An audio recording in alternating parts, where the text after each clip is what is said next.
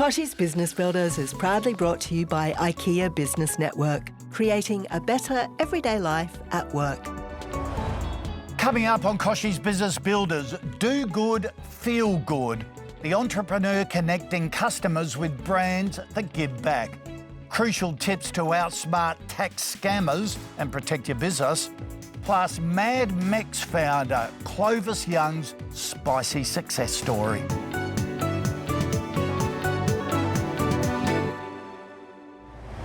G'day and welcome to Kochie's Business Builders, where we help small businesses turn their dreams into reality. First up, we're diving into the world of social entrepreneurship with Nandeeta Maharaj, founder of Goods for Good. Nandeeta's on a mission to revolutionise gift giving by sourcing ethical products from social enterprises right across Australia.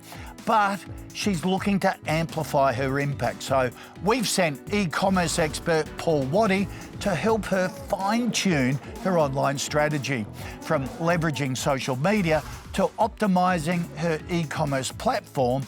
Paul's got some invaluable insights to take Goods for Good to the next level. But first, let's hear a bit more about the group. So Nandeeta, I'm really keen to learn all about Goods for Good. Let's start at the beginning. Where did you come up with the idea? When did you get started? I launched November 2021. The idea came from working for a social enterprise and learning exactly what level of impact a determined social enterprise can make. There's over 20,000 social enterprises in Australia and no central place to buy from them. So I created Goods for Good. Okay, so tell me about the business. What's the business model? Of course. So the business model is I buy wholesale from social enterprises and then I sell retail.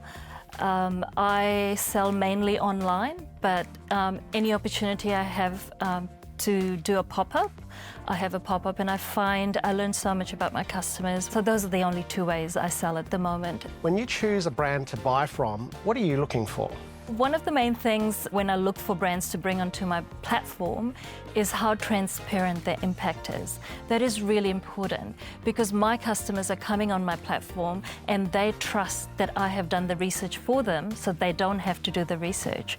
And I try to educate the customers when they come on my platform that when you buy from this company, this is the impact you're helping them create. Can you tell me a little bit about some of the challenges that you're facing as a business owner? One of the main challenges is reaching those socially conscious consumers. E-commerce, as you know, is a very crowded, loud market. For me to be heard or seen or found, the cost per acquisition is just off the chart. And for a company like mine, it is very hard to compete in that space. What are some of the strategies you're using now to grow your audience? So I'm on Instagram and Facebook. One of the things I do try to do that doesn't cost me money is to take part in events where I know there'll be socially conscious customers. Another avenue that I'm looking at is working with the partners, the companies, the brands that are on my platform. If I do a update on them, their Instagram followers is huge, and these are socially conscious customers because they're following these brands. What I'm hearing is we want to, one, find those ideal customers. Two, we want to attract them to our website. And three, we want to sell to them and make some more money. Yes. Coming up, how to spot and stop scammers this tax time. Plus, harness the IKEA Business Network to revolutionise your workplace.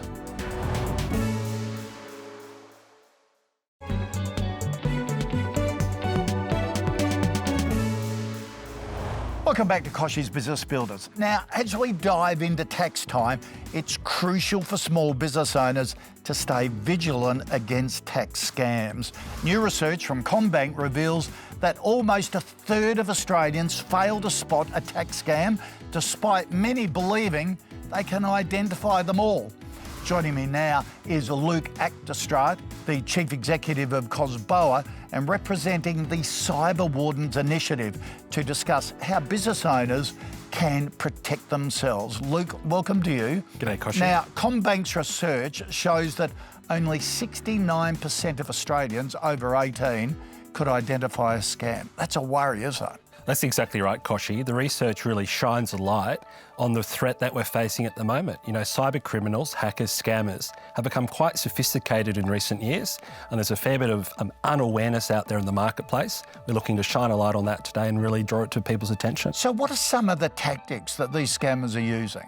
Some of the tactics are quite sophisticated, but some of the tactics include things like phone calls, emails, impersonating different agencies. So we call this phishing, people sending you an email saying, hey, it's the ATO here, please click on this link. It might be people, particularly here at tax time, impersonating your bookkeeper or your accountant. So it can be quite subtle, can be quite crafty. Use of social media as well. And the more time we spend on our devices, unfortunately, there's more avenues for these cyber criminals to act. So they're the primary targets, are they? Your bookkeeper or your finance people? Particularly at tax time at the moment, we're calling this hacking season because we know that small businesses are really flat out. End of financial year, as you and your viewers would know, 100 things to do, your tax return, compliance, BAS statement. Small businesses are a little bit more stretched, a bit thin on the ground, and potentially a little bit more vulnerable to these crafty and more sophisticated cyber criminals. So what are your top tips for business owners just to, put up their guard and protect themselves? Diligence, diligence and diligence really is the key message that's come out of the research. Have an understanding of what you do and don't know. Cyberwardens.com.au is our online platform where you can receive free training. So put your hand up and don't be embarrassed if you think, look, I'm not a techie, I'm not a IT whiz kid, but jump on that program and things like password management, things like device management, things like using the cloud as well. I don't know about you, Kochie, but also the amount of times I have hit snooze on my system updates and I've deferred that. You're actually putting yourself at threat there as well. So some of those practical measures, making sure your team are abiding by those principles can have a huge impact at this time of year. Password protection's so important, isn't it? Not just today, but also other older accounts that may not be being used at the moment that could almost be a backdoor into your current system. Delete, get rid of all those old accounts. Kochie, the research we've done, the amount of people who actually have their passwords on post-it notes on their laptop or their computer, it's quite a scary figure. Almost half of the people we canvassed are still doing some of these outdated routines, some of these what we call bad habits. Bad cyber hygiene. Password management is a big one. Don't use your daughter's name. Use something a little bit more sophisticated. Make it long, make it strong, make it complex, because your password is actually the digital key into your premise. But you have so many passwords. These password managers, are they the key to this? How secure are they?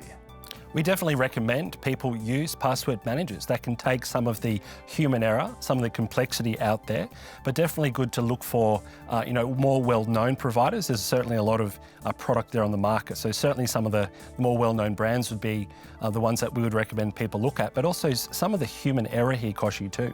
Don't share your passwords. You don't share your work pass, you don't share your car keys. Your password is yours and yours alone. Is it a generational thing as well? Are older employees being targeted by these scammers? And is that something that, as a business owner, we need to really bring older employees along for the ride? I think it's a fair call, Kochie. Certainly the research indicates that no one really is left alone in this space. Hackers, cyber criminals cast a pretty wide net. They try to go far and wide to really see who's out there and see who's vulnerable, but certainly older Australians, senior Australians, who may not be up to speed on training, we should be sensitive to that. They may not be across latest technological developments, but certainly young people, so-called digital natives, who live their life on their iPhones, their iPads, they are as vulnerable, if not more so, given the amount of time that they spend in the digital realm. Oh, that's interesting. Now, AI, artificial intelligence, how are the scammers using that to attack us? Well, isn't this just proof that everyone is using AI? AI is so pervasive now. And the way that they're using AI, I think we all know the stereotypical hack from the 1990s and the 2000s, the email from the African prince letting you know that you've won the lottery and just put your BSB in here, sir, and, We used to get that on fax, though, didn't we? That scam is a classic for a reason, right? But the artificial intelligence is actually allowing these scammers to mimic the language, the tone, and the cadence of people like the ATO, people like MyGov. You might have seen some scam emails where there's an ATO logo and it looks, 85, 90% accurate, but there's just something slightly wrong.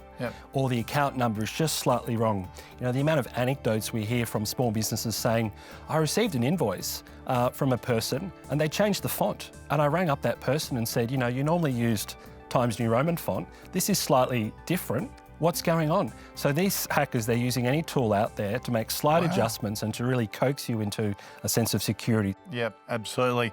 Luke, some great insights. Really appreciate you sharing them with us. Thanks very much. Thank you.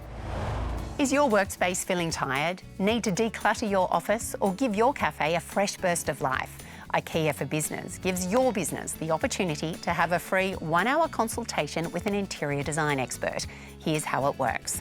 Number 1, join the IKEA Business Network, a free loyalty program with discounts and services specifically for business. 2, book a virtual or in-store appointment with one of their interior designers. They'll send you a questionnaire to get to know your space and your needs. 3, brainstorm your ideas together and show your space. No judgment. You'll get expert advice on everything from style swaps to storage solutions. 4, the interior designer finds products that best fit your needs. If you like, they'll email you a personalised shopping list for later. And 5, you'll get help placing orders, arranging delivery, and everyone's favourite part, the assembly. Join the IKEA Business Network for free to create a better everyday life at work.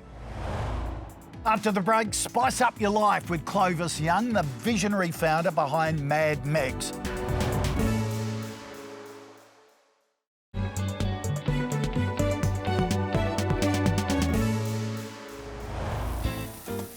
The inspiration was growing up in Southern California and going down to San Diego as a kid and eating these incredible burritos after a day at the beach.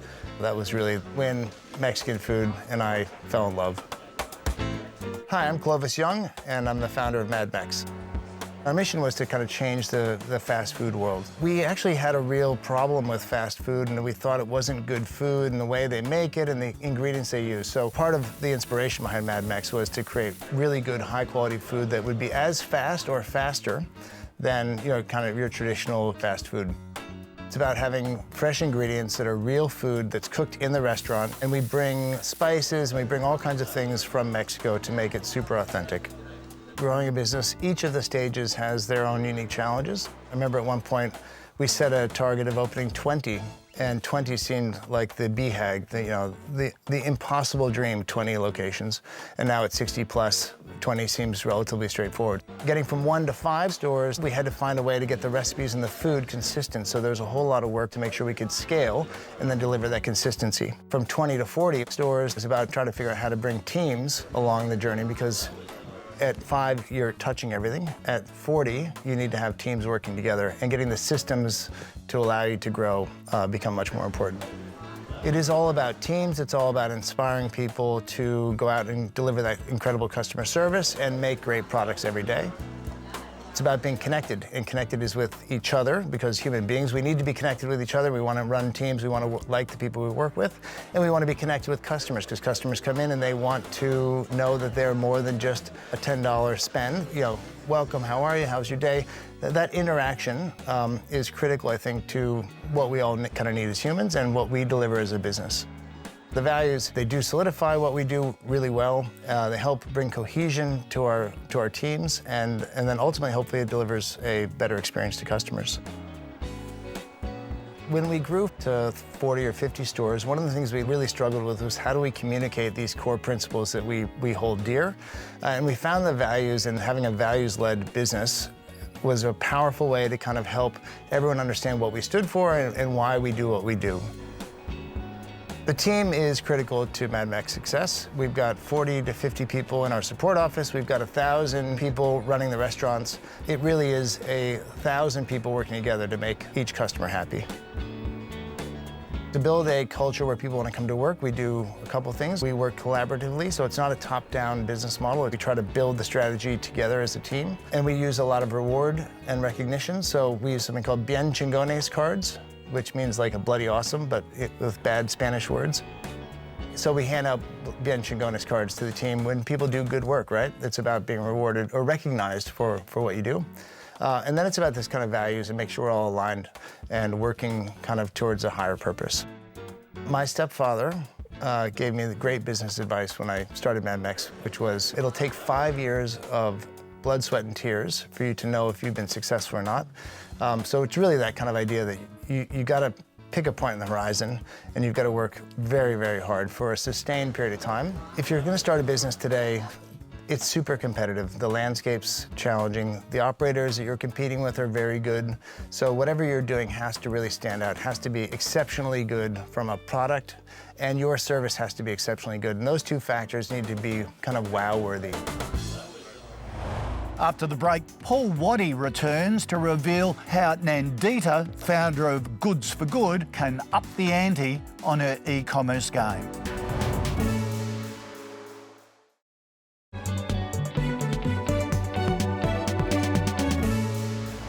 Welcome back to Kochie's Business Builders. It's time to check back in with e-commerce expert Paul Waddy and Goods for Good founder Nandeeta Maharaj.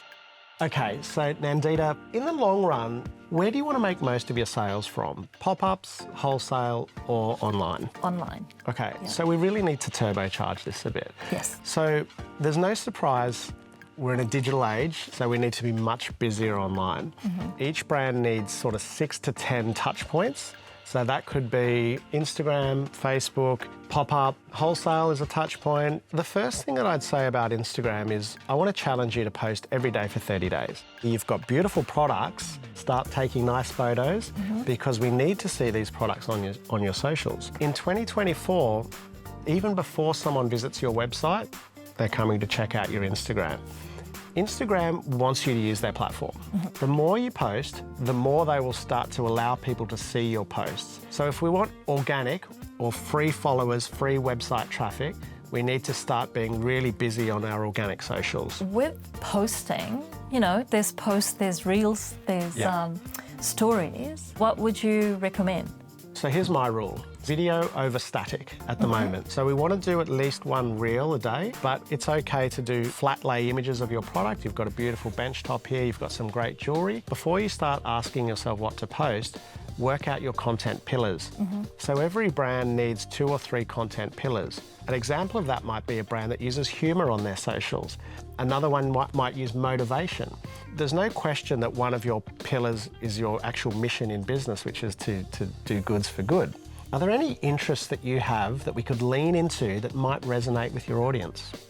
I actually love cooking and eating out. One day I posted me just having a coffee and a croissant on a Friday, saying it's been a long week, it's been a hard week, but I've created this much impact this week. That post got the most likes. Now, that's perfect because what we have to remember about social media is that people generally use it for 2 reasons. 1, to be informed, and 2, to be entertained. People don't want to be sold to. So your love of food could absolutely be one of the pillars.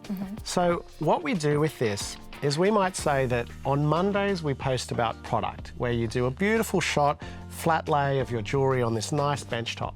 Tuesdays, you might do something with food. Wednesdays, we go back to product. Thursdays, we might do BTS, which is behind the scenes. When it comes to posting stories, the rule is there is no rules. Post whatever you see. If you go for a walk and there's a beautiful sunrise, absolutely post that. A lot of brands use stories for day in the life. If you filmed your day at a pop-up store, that's your content on social media for the week sorted. And there's a little trick to socials, is film once and repurpose and post 10 times.